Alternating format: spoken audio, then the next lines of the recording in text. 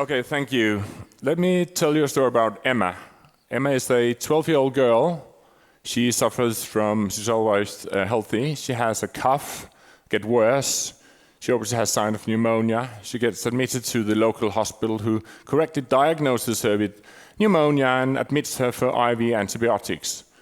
Over the course of the afternoon, she deteriorates, gets worse. She's taken up to ICU for the useless BiPAP trial and get an uncomplicated RSI at midnight.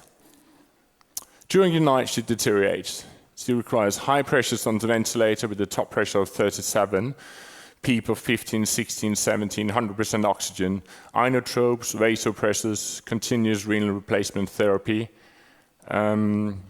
is started. And it just gets worse. Blood gas pH of 6.8, low PaO2, high PCO2. She obviously needs to get taken somewhere else. Unfortunately, this never happened.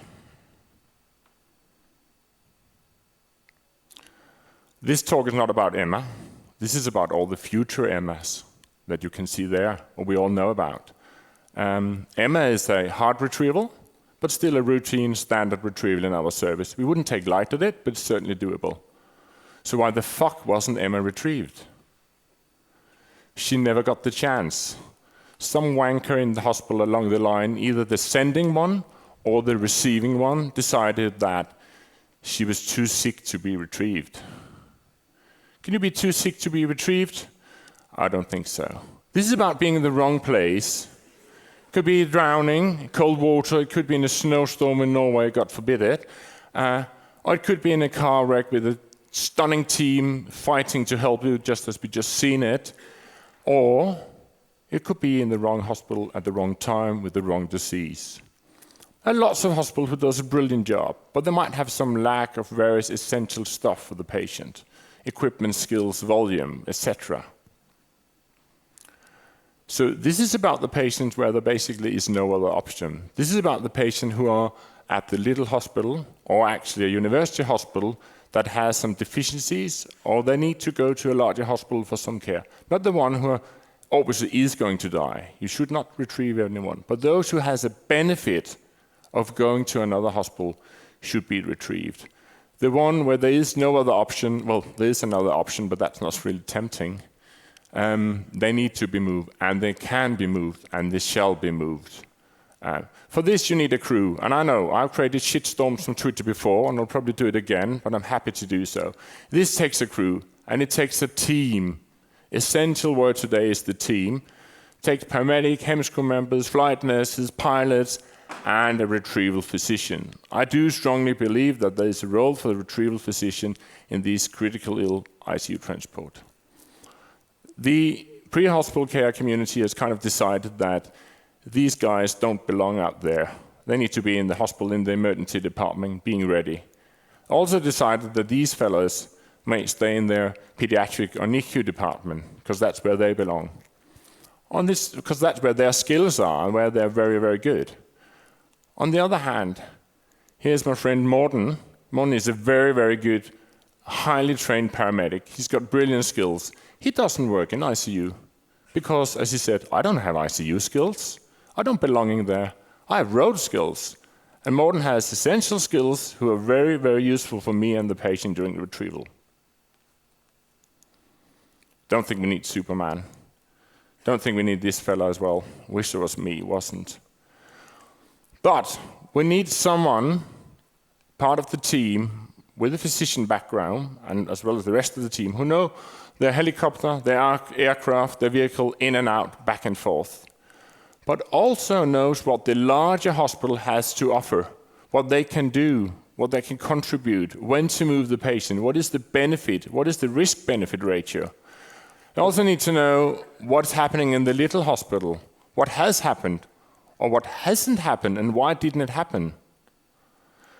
They even need to know the communication between one hospital and the other one, being part of it, know what is the discussion, what is the debate. Need to know all this about the patient, about ICU medicine. There's a lot of it. In the blue box, there's a lot of non-technical skills, the same skills that are essential for anyone working in pre-hospital care, no matter of background, skills, and competencies. But they also need to have some high technical skills in the red box. We shouldn't just pull them out of theater, pull them out of the emergency department. We should actually, on a regular basis, go onto ICU and treat these patients in hospital when you think you should go on the road with them or in the air with them. I don't know the name of it, but it's a combination of the intensivist, the critical carist, or the retrievalist. This is a demanding one. We don't know what is the right composition and what the right fraction and how to train them. But we don't take light on it. We don't know whether you need 7, 12, 15 years experience. But we haven't employed anyone under the age of 40 for the last many years because you need to have solid, relevant experience. And I know, one size doesn't fit all. That's life. But in our system, this works. You also need some hardware. Planes, ambulances, aircrafts. That was new to me. That was a tricky one, having a new one. That takes longer than my slide. Anyway, this is my wife doing a neonatal retrieval and taking it, stabilizing it. I'm sort of comfort zone with a new video in my presentation, Jason. And then, for the sick one, the complicated one, we load it into the ICU ambulance and we wheel it into a Hercules airplane, just to create a good working environment for these sick babies, or for the retrieval team. That's how that looks like. Need to have some more hardware, enough infusion pumps, need to have enough of everything. But you also need to know when this is not enough. When is it time to go on inhaled nitric oxide? Or when is it time to progress to an ECMO transport? Her two old gentlemen, well, they weren't old at that time, who from the streets of London are actually under the streets of London on a one under. One might say, this patient is too sick to get an RSI. Maybe he's too sick to be moved. Would that happen? No fucking way, Cliff. You would never leave the patient under the train, would you? No way. So why is it that someone would say, this patient is too sick to be moved? If he's not moved, he will die. Well, let's bring in the right team to bring him to the right patient where you can accommodate the patient's needs. So please, two things to remember today. One is, always include the retrieval team, retrieval physician when big sick patients are transported. And go home, make sure that you have a system who is accommodated for that. With a happy team, you have a safe transport, not for the benefit and the ego of the transporters, but for the benefit of the patients.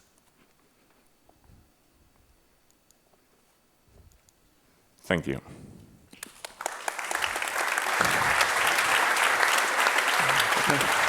Thank you, Per. Great talk as usual.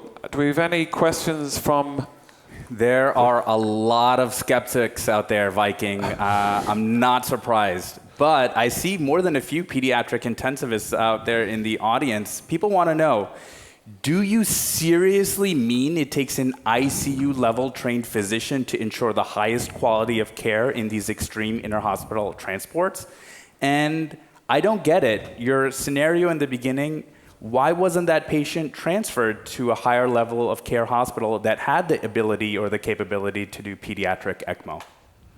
First question is, yes, I believe in my whole heart that there needs to be a physician in that team, not a sole physician, a team with ICU skills and ICU training.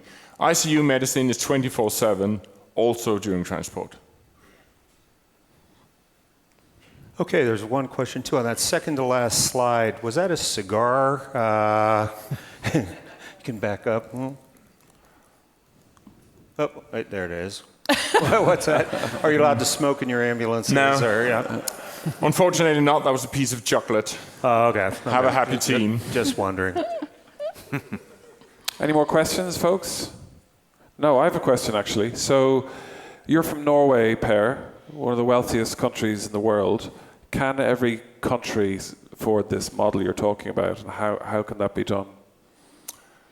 I don't think every country can or should. As I said, that one model doesn't fit everyone. I think you need to put it into local and national and regional context, both in terms of skills and history and economics. But I do think that we owe these patients the best care during transport, as well on ICU. Okay, everyone, round of applause for Per Bredmose. Thank you, Per.